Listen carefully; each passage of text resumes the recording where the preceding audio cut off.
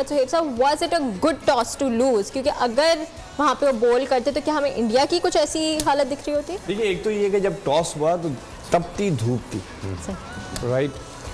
तो और पिच का भी यही था कि जो उस पर ब्राउन ग्रास थी, ग्रिप करनी थी और बनाई गई थी uसी तरीके से जिस तरीके से पिछला मैच में इंडिया को फंसा दिया था श्रीलंका ने।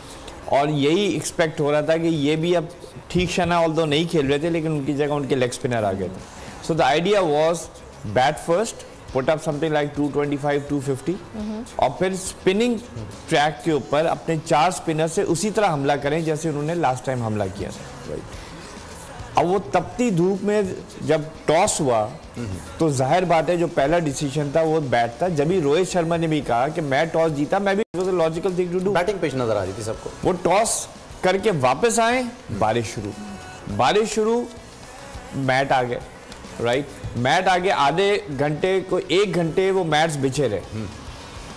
अब जैसे ही उन्होंने मैट निकाले, बिकॉज वहां पे फटाफट हो जाते हैं, मॉइस्चर पड़ा हुआ था, कंडीशंस 180 डिग्रीज बदल गई थी।